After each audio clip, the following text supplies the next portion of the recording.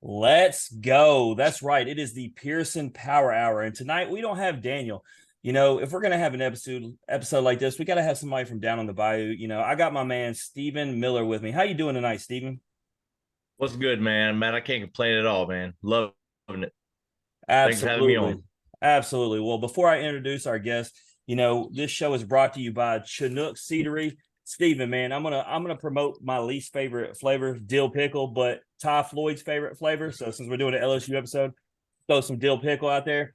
Memphis City Designs, Love they it. do our shirts. If you want to get it in off the bench shirt in LSU colors, you can get it from Memphis City Design. And then my boy Hot Rods Creole. They got all you need for this Gator weekend. If you're cooking some Gator, Bill, let me ask you as I introduce you to the show, Bill Pearson, you had Gator in Omaha. How good was it? It's pretty good. Kind of tastes like chicken though. Tastes like I don't know if Rodney would like that comment. But that is Bill, and we also have his son Jacob. How we doing? Doing good. How about you? Doing great. We got our man Josh, the national champ in the house. How you doing? What's up? Doing pretty good. And then I would say the little brother, but I don't know, man. Big brother John. How we doing? Good. You? Man, great. Blessed. We got all you boys in here. So we're gonna start off. We're gonna break the ice before we get in the story. I'm gonna start off with you, Bill. Man, I gotta ask you, you know, thank you for your service, first of all, as a fireman, but talk to me about being able to navigate your career and be able to be the father and raise five children. Well, I mean, it was tough. There's no way I could have done without my wife, obviously, because I was gone a lot. But also being a firefighter, we were 24 on, 48 off. So I did have some downtime too, or outside my second job and my third job. But, other than that, it was, it's been an experience for me. And now that I'm out of the fire service, it's easy. Like, I don't even see how I did it back then. Right. No Yeah. way. I don't think I could do it again. Man, I can't I don't know how I imagine. navigated it. Yeah, I don't know how I couldn't imagine navigating without the five, just five kids in general. The fact that you were doing the job that you did. So I commend you for that. Let me ask you this for your icebreaker question. Each one of y'all got your own. So if the four of you gentlemen had to sing a karaoke song, Bill, no choice about it, got to do it. What's the song you think the four of y'all could nail? Ooh, All four of us. that's a tough question because we don't listen to even close to the same music. Like Party in the USA by Miley Cyrus. I don't believe that at all. Everybody but Dad, maybe. Yeah, I don't know if I've heard that one. When in doubt, I mean, I guess all y'all know Colin Baton Rouge, right? We can go. Oh yeah, for sure. Yep. All right.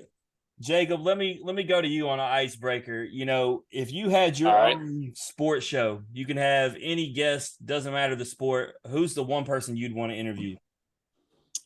Any sports show, one guest, I would probably, I don't know. I'd probably go with like Ken Griffey, just because dude had like one of the best swings in baseball, hit a ton of homers, but he also faced like adversity in his career with injuries and stuff like that. So I'd kind of, you get the highs and you get the lows out of him. So I'd kind of want to see how he battled that.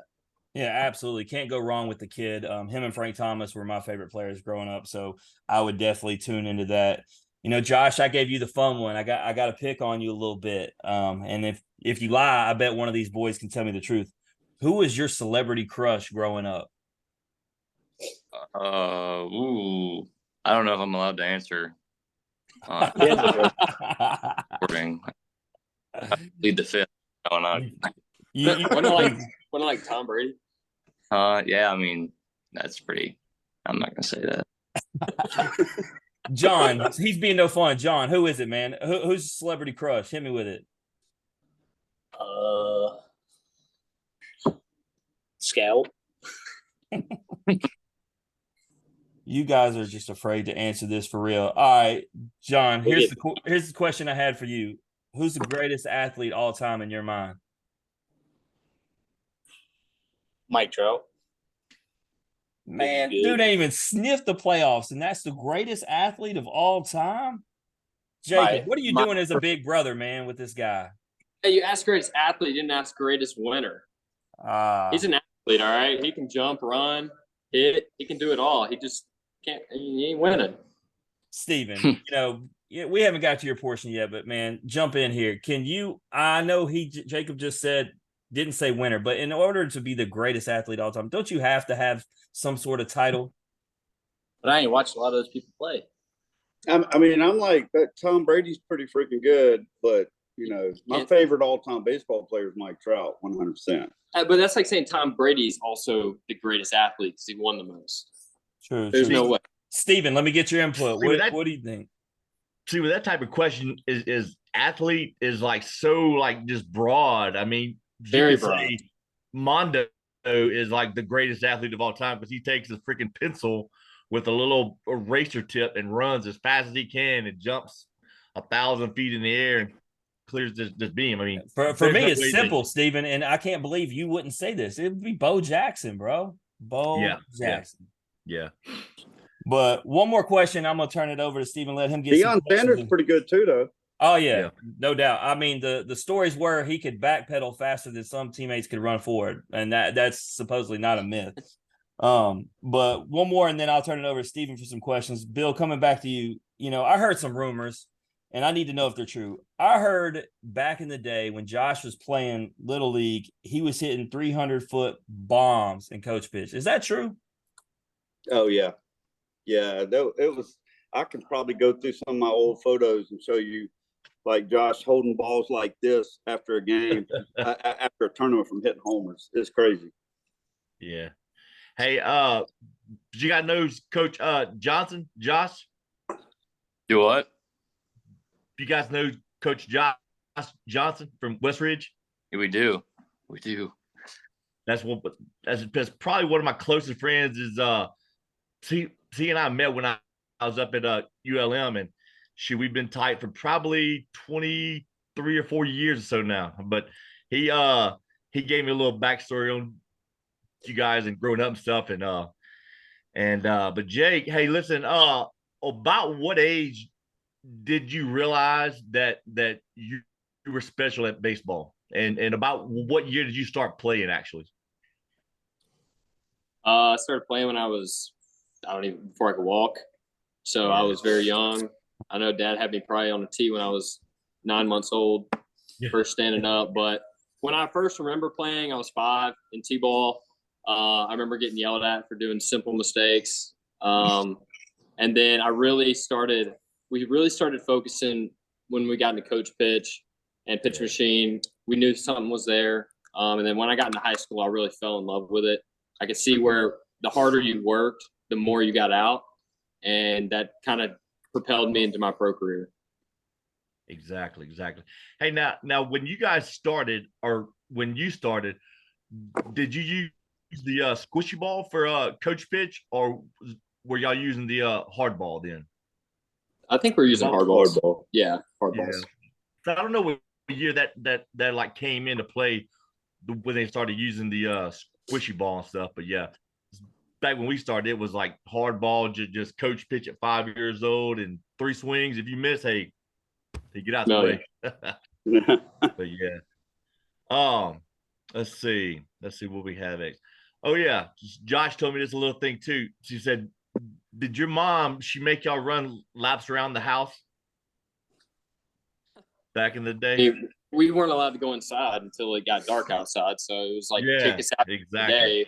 And we had to drink out of the water hose, and I don't remember eating lunch half the time. So I used to have to do it at hotels. Yeah.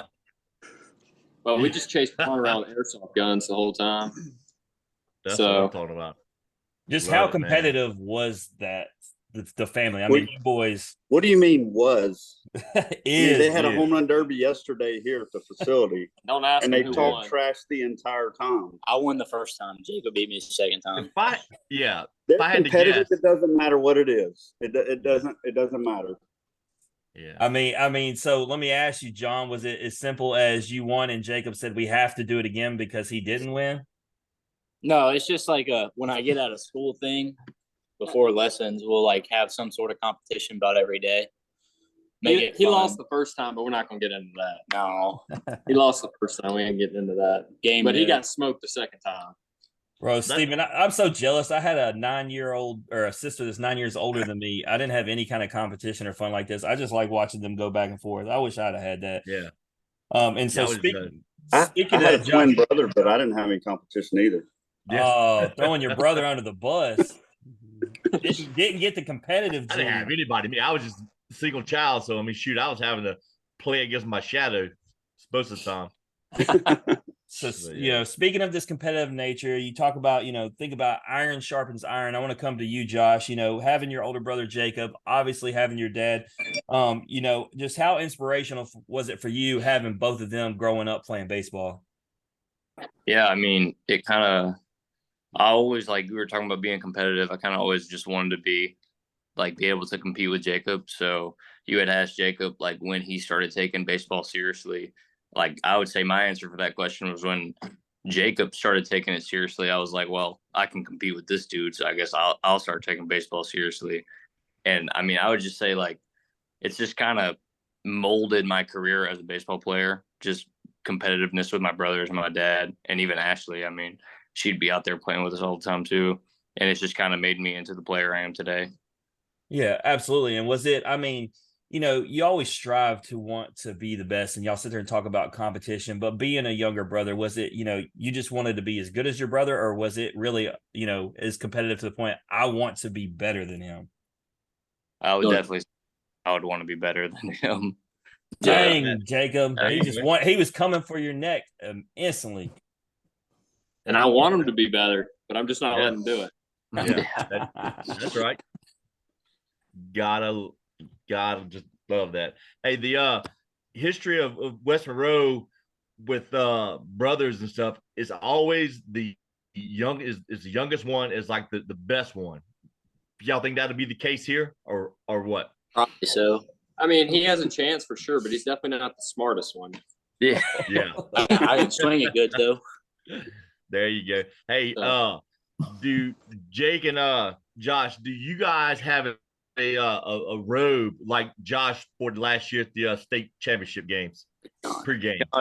John was wearing my robe. He got it from me. I was the one who started the robe thing in our house. Yeah, Christmas. That, I got a robe that right was in front. elite. John, Just Jonathan, he comfy. sent me a picture. He sent me a picture of the pregame of the ZCA stuff.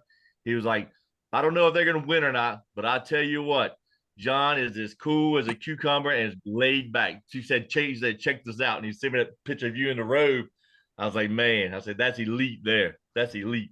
It was kind of last minute. I just woke up and threw something on. That's why I told him. I was like, dude, she was probably the last one awake and just said, chunked it on and ran downstairs, huh? But driving along here, let's see where are we at, Jim? Man, ask him about football. Oh yeah. So Coach Johnson told me, he said, one of you guys was 24-0 in junior high. That was me. Jake? Yeah, that was Yeah. me. I was just a running back, and I was a little bigger than everybody, so I just ran everybody over. I got into high school and got humbled. So, Yeah. I was also faster too, so I would just hit the outside and take off. Yeah. They don't lose a lot of games there, West Ridge, huh? No, they take training seriously. I mean, they got summer workouts and that whole gig. I mean, they kind of treat it like a high school.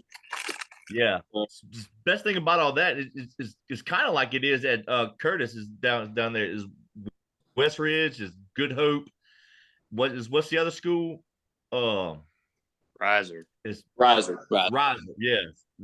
Riser. Most of you guys are all running the same type of offense, right? Mm-hmm. I believe so. They changed it. Same place. Years. Everything. Yeah.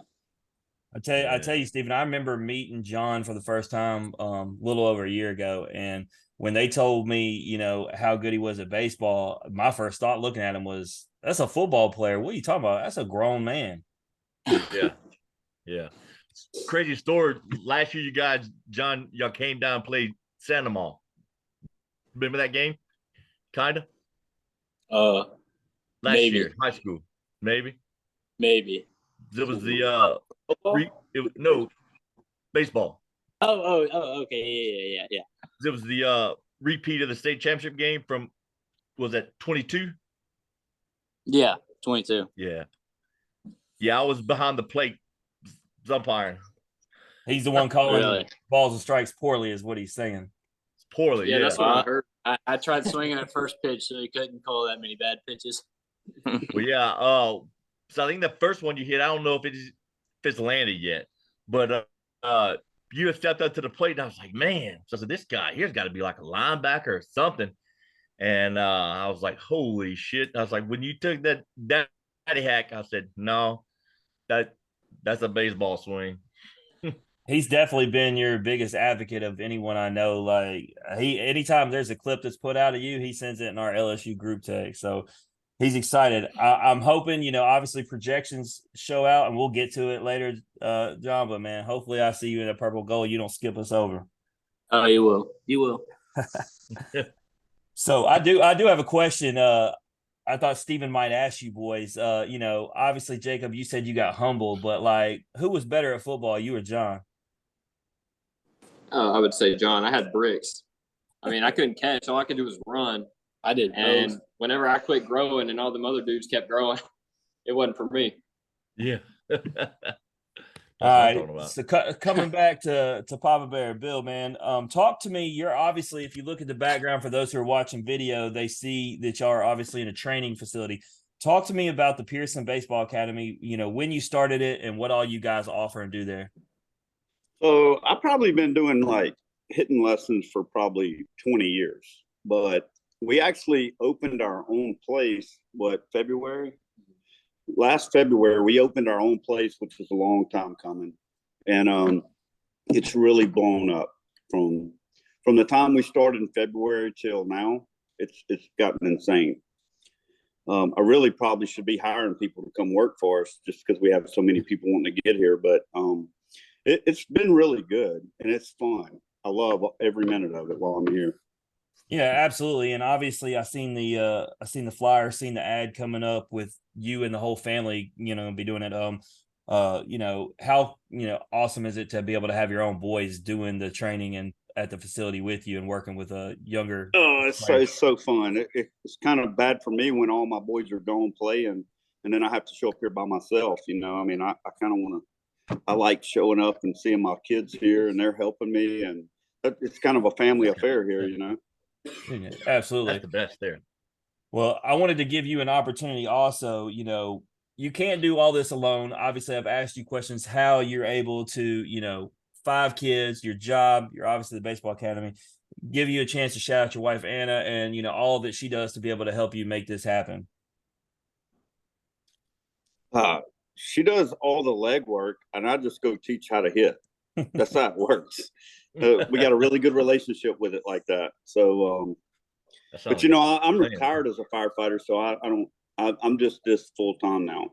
Yeah, I know, but it's still behind every great man, they say there's a great woman. And obviously I've hung out with y'all plenty to know that you got a great woman. So I wanted to give you a chance to get in good and throw out the good love for her and everything she does. Man, I'm almost 50 years old. I've been married a long time. I'm not going to miss that opportunity to say that. You know better. Yeah, no doubt. No doubt. So Jake, talk to us about some minor league ball and how did that go last season? Last season was kind of like down because I was injured most of the year. I fractured my elbow on a swing. But minor league ball in general is really fun. I mean, everyone's out there to do the same thing and everyone's like-minded. You don't have to worry about school. Luckily this year they set us up with housing. So we had housing paid for. So it wasn't as bad of a grind as usual, but it was still a really fun year, even though I was out most of the year. Yeah. So how you like Jackson? I mean, Jackson's okay. It's kind of like Monroe where we're from, so it kind of feels like home in a sense, and it's close to home. So those are all the positives. I would say the negatives, we live kind of far away because right there in Pearl, there's not too much going on there. So we kind of got to drive a lot every day, and then it gets really hot in the summer. And that league, the ball doesn't really fly in that league. So I would say that's all the negatives. I'm out there to let the ball fly. So that's right. You know, a That's question right. I got for you: how good does it feel to be a part of an organization that's just constantly, towards the top and constantly getting better and putting dudes out there? It's really exciting. I got a bunch of teammates that passed through, like Michael Harris and Spencer Strider. And then, when I was up in AAA for a little bit, there were veterans there that have played, many years in the big leagues, and it's cool how Atlanta does it.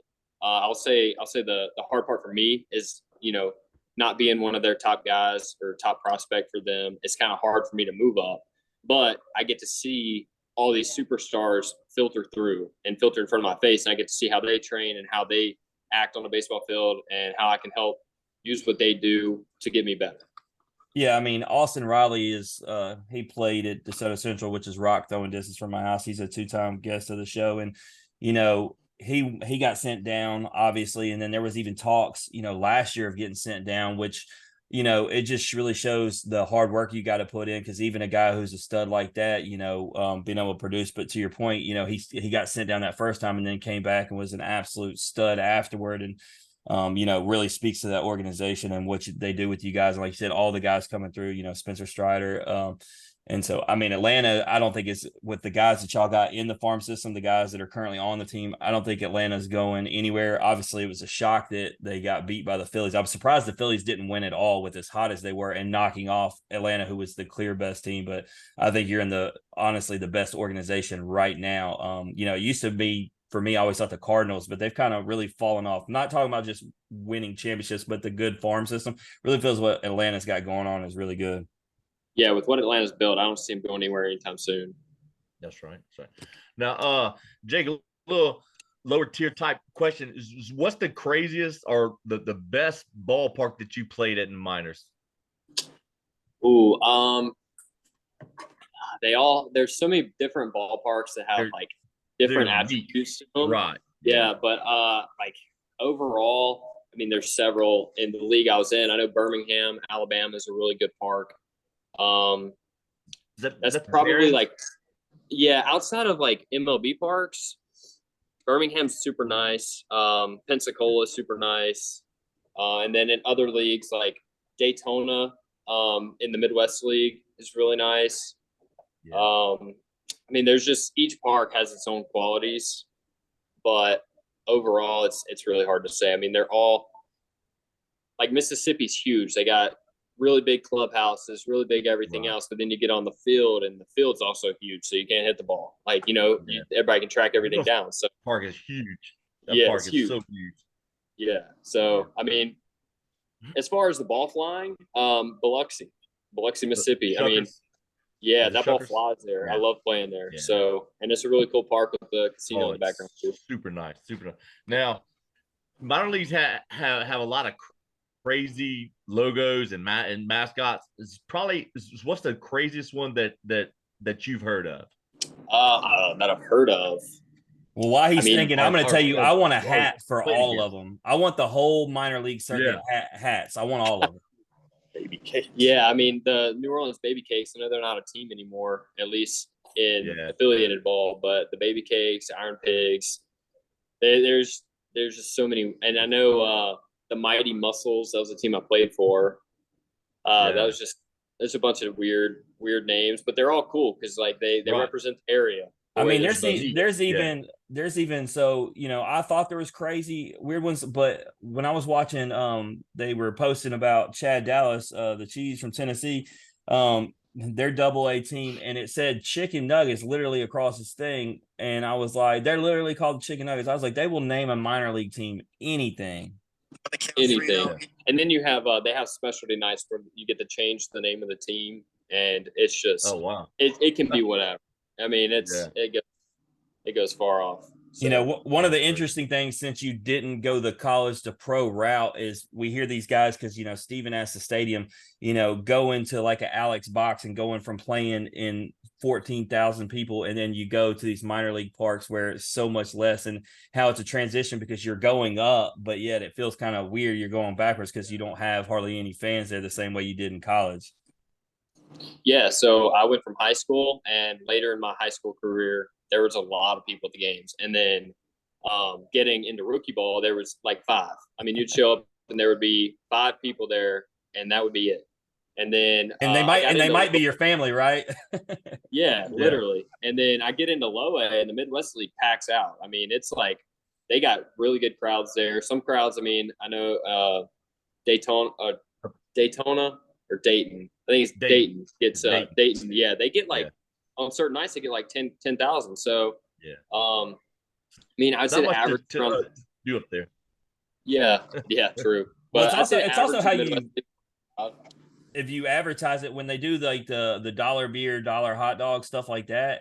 That's an enticing way to get anybody who's a baseball fan in, right? Like you're telling me I can have dollar beer or $2, whatever. I see Rocket City do it all the time with the Trash Pandas. They're always doing those promos, and it's like you giving away beer and hot dogs free. Baseball fans jumping at that. Exactly. I see you jumping at that 10th beer night at LSU. Bro, it's because of Baton Rouge and all you guys, and let's talk about it, Bill. The Blue Store, that's your fault. You introduced me to those wings, and now I can't even go without having like 20 of them at minimal at a tailgate. And then Hot Rod brings the food. Like I was in the middle of losing weight last year at one point when I came, and I was down to 212, and when I got back home, I was at 220 pounds. 8 pounds on a weekend. Y'all boys kill me. The Blue Store it's not even an argument on unseasoned wings. No. Like no sauce wings, I guess. Right. There's nothing better. And I've been searching. I send pictures to Steven all the time. I'll go to different places just to see how they compare. It's not being an LSU homer, Baton Rouge type thing. I haven't found them yet. I've hit about 20 different spots in about 4 different states. I just haven't found it yet. They're amazing, and I'm so thankful that they finally opened up a store on this side of campus, so I don't have to drive through campus. I'm convinced though the new looking one, they won't be as good. I like the beat up looking store. Best food always in the South. It's like the gas station, right? The gas station looks like it's about to fall down. You're going to go in and get the best food, I promise. Yeah, if there's not 3 inches of grease cake to the ceiling tile, it's not good. Yeah. But speaking of Baton Rouge, let's get into it, Josh, man.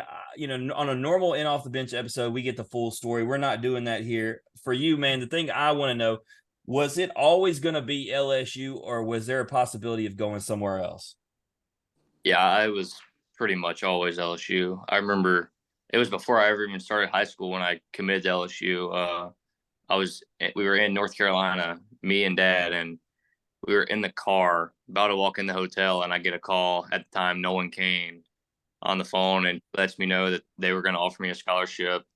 And then he tells me I can take my time, whatever, hang up the phone, look at Dad, and I'm like, I can just go ahead and commit now. Like, if there's no need for me to wait. And then called him right back and committed instantly. So, I mean, for me, ever since I really started taking baseball seriously, it's always just been wanting to go to LSU. Yeah, absolutely. That's what I figured. But, like I said, that's normally a question that we always want to find out. So let me ask you, man, getting into it, freshman year, did you ever expect to make such a significant impact? I mean, you became the first player in LSU history to collect 5 hits in the SEC tournament game, Hattiesburg Regional All-Tournament team. I mean, obviously huge plays all season. Did you expect to have that big of an impact as soon as you got there? I mean, when I was leaving high school, I wasn't really expecting much for my freshman year, to be honest. And then I went to summer ball and I played in Florida, and I played with Dylan and Alex Milazzo, and at the time, Brennan Holt.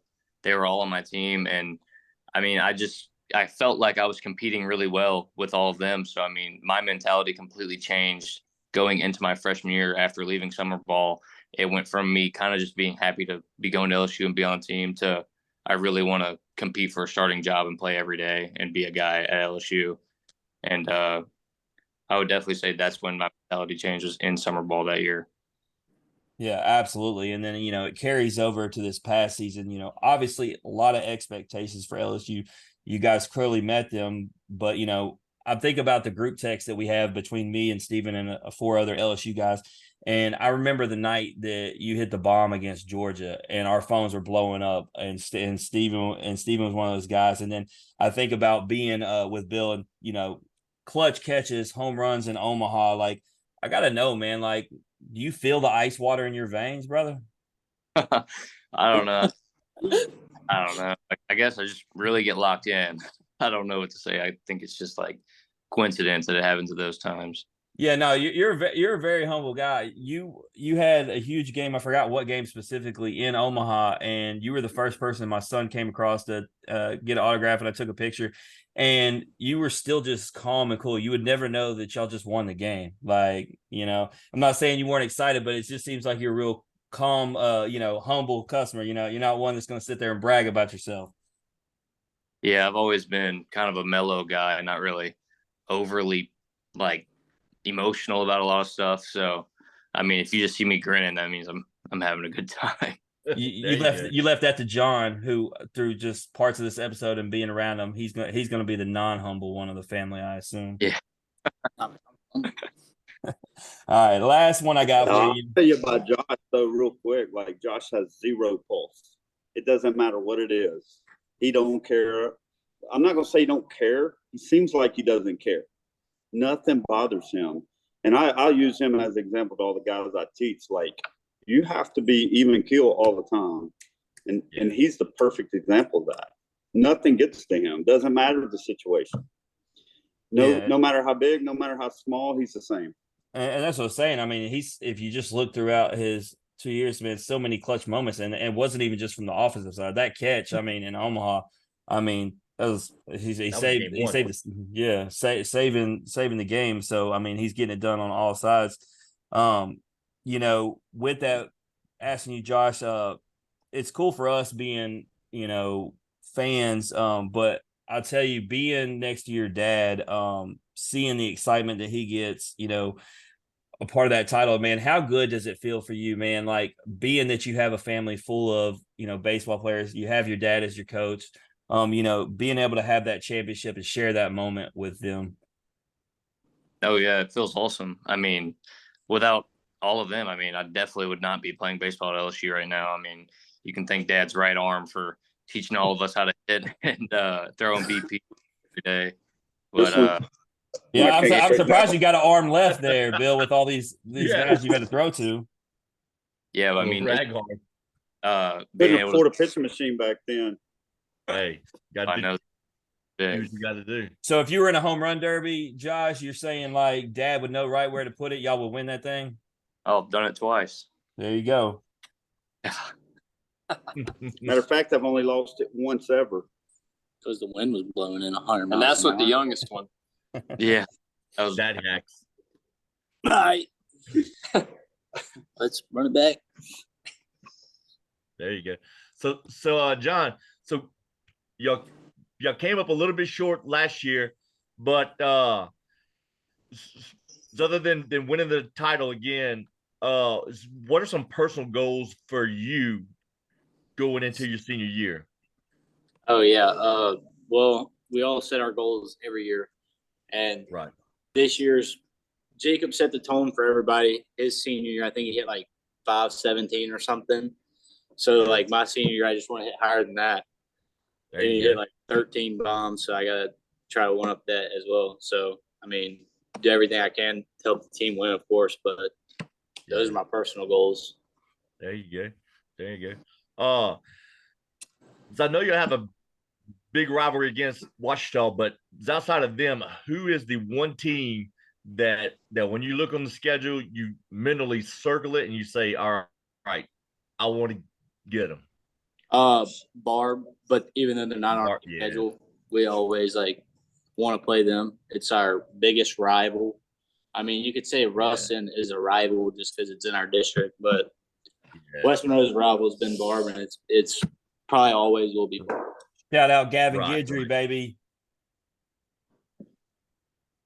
Barb West Monroe is played some elite, epic games over the years, man. I mean, you can look at the bracket and just pretty much almost just pencil in West Monroe and Barb in the title about every year. So I hear you guys are getting some new turf installed? Yeah, they started on it what was that, like 3 weeks ago maybe? They got all the sod up, and they're actually supposed to be laying turf here soon because we're supposed to be on it before Christmas. Does it stop at the Zenfield or is it the whole thing? It's the whole field. Oh, Whole the field. whole field. Nice. Actually moving in right field 10 feet as well. So Uh-oh. yeah. There you go. There you go. He's got to go get a state championship now. I mean, brother just got, a national championship. He's got to get in there with them rings. Well, I got one There of you them, but I'm going to knock on some wood here. It's kind of been a family tradition as a senior at West Monroe to lose out state championship game senior year. Both my brothers did it. So got hope to I change don't it do up. that. Yeah. Heck yeah. You guys gonna make the trip down this weekend? Yeah, I'll be down there. We'll be down there Thursday. That's right. Should be a real good crowd this weekend, and hopefully the rain can slack off on Saturday. We have a great day of tailgate and a great game. You got a prediction on the score for Florida? No idea. Just win. I'm Just say win, baby. I'm gonna say If 48. you saw his record in college pick'em, you wouldn't be asking him that. Yeah. I'm like fifth in the league. Look, all I can tell you, Stephen, it's going to be a win on Saturday. It's going to be wins on Sunday. It's going to be winning. That's right. I'm gonna say 48-24, something like that. That's a solid pick. Get off of him, Bill. Yeah. I like that one. He just pulled that out of the air. Hey. Or Jacob said it to him on the side of the screen where I couldn't see him. I said 35-24. I'll take that too. Shoot. Just need a bounce back after Alabama for sure. Yeah. But we don't want to take too much of you guys' time, so we're going to finish this thing up with the game that we play with every guest called This or That. Basically, we'll go in age order. That way, it's not confusing. So if you don't know how old you are or where you fall in it, I'm sorry. But Bill, important question, man. When it comes to breakfast, is it bacon or sausage? Bacon, 100%. Jacob, you with that? 100%. Josh? Yep. John, don't mess us up. Yep. All right. bacon. All right. What do you think's a better feeling, robbing a home run or Web Gym if you're not in the outfield, or hitting a home run, Bill? Hitting a home run. I don't know, man. I don't know. These plays. I'm a hitting guy. I don't even Yeah. like defense. Yeah. I'm a hitting guy. Hey, it's my turn, dog. Yeah. Yeah. I don't know. I love hitting home runs, but I've only robbed 2 homers in my life. And it is I think it's more fun to take somebody's homer away than to hit one. Yeah, I would, as somebody who didn't play baseball elite like y'all, it just feels like it'd be so cool, especially jumping on that wall and, taking it and, talking to Josh, who had that elite play last year. He's somebody who might be able to speak to this, on the biggest stage. Josh, what is it for you? Yeah, I think I'm going to have to agree with Jacob. I don't know. It's just something about like, you don't rob a home run all the time. I mean, you can hit home runs in BP all the time, whatever. Robbing a home run, I've never even done it before. So I really don't know. I think for the other person, like they're all excited to hit a homer and then you just take it away. All I'm saying is robbing a home run don't go towards your stats. So Oh, all about the stats. Mike, Yeah, I Mike got dropped that one. Yeah. He's an eye guy. Dad told me to say it. I hear you. All right, Bill, Daddy would you rather own a massive yacht or a private jet? A jet. I need a jet to follow these boys around playing. Yeah. No doubt. Another I didn't easy think about question that. for me. Yeah, that's an easy one for you. What about you, Jacob? Well, if he's got the jet, I'll take the yacht. There you go. All right, Josh, they both got one. What you getting? I want a jet, be able to travel. There you go. John? A yacht, probably. That's the right answer for me, but I'm a boat guy. But this last one, we're gonna find out. Y'all talk about your competitive nature. It involves all 4 of y'all. I'm sure you're all familiar with the show Survivor. Starting with you, Bill, if all 4 of y'all were stranded on an island playing Survivor, who would last the longest? Me, without a doubt. Yeah. It ain't even a question. Yeah. I'm surprised they're still here tonight on the show. Here's why I'm going to disagree. He's older, so he's got to go first. I'm smarter. I got a lot more to live on, so. John would be the first one gone. John would for sure. would start.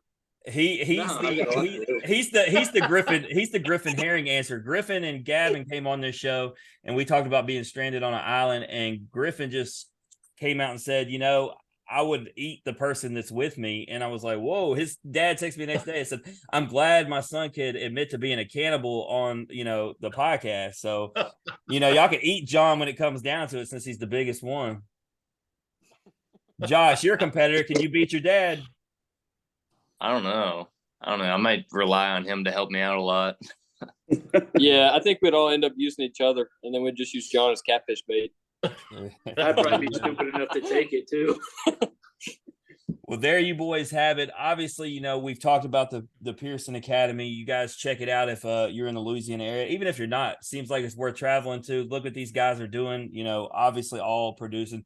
You can check them out on Instagram. It's Bill Pearson 318. It's J_Pearson 2. It's Josh Pearson with an extra N _, and then _ John Pearson 2. Fellas, thank you for all joining us, man. Taking some time out of your night and talk to us about y'all's family and your story. Yeah, man. Appreciate you having us. Yeah, thank you. Absolutely. Hey, good luck this year, guys. If you like hearing the Pearson story, or you just like hearing us average Joes talk X's and O's, please like and share on Facebook, retweet us on Twitter, listen and subscribe on Apple, Spotify, and YouTube. Next episode is tomorrow night. Daniel will be back with us. We're going to talk Penn State baseball with Adam Cesari and Grant Norris. But in the meantime, remember, strong bodies, sharp minds, grit and grind all the time. We are out.